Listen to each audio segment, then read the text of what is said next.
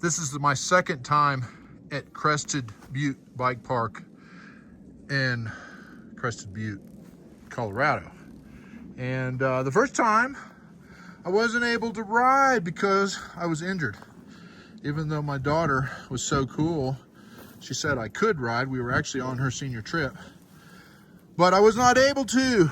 So now all these years later, I'm back and I'm checking out a trail that's a double black trail that goes underneath the lifts, and it's called Psycho Rocks. So I'm checking it out. I was able to ride that right there.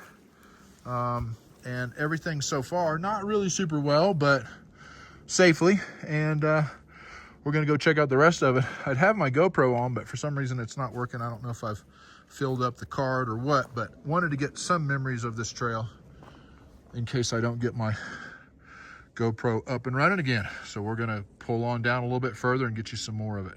Example of how the trails go through the aspens. And I came at just the right time because they had a whole lot of rain. So it's not your typical Colorado dry riding.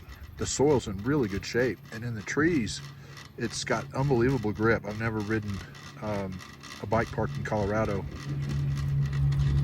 that has had this much grip as today.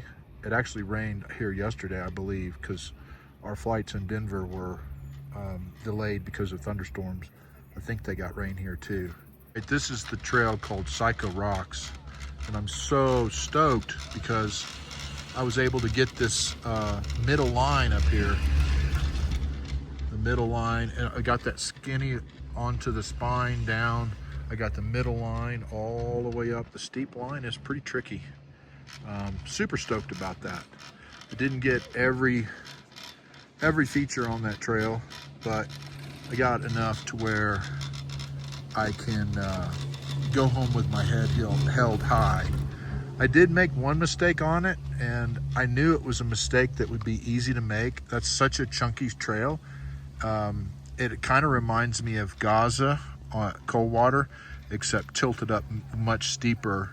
And on any trail like that, if you don't keep your momentum up, if your momentum starts to dive, your front wheel will get hooked in a hole or by a sharp rock, and you'll get spit over the bars. And so that's actually what happened to me on that trail. Even though I knew not to let my momentum get going too slow, I just got hung up on something, and that slowed me down, and something else slowed me down, and I wasn't able to get any pedal strokes. And so basically my front wheel dove off of a big rock.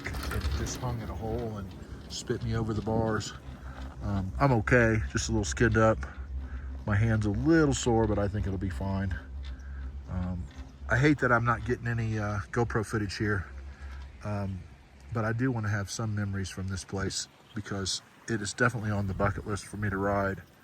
As I mentioned before, I was hurt last time I was here, so I just got to hike, and I was jonesing for some rides.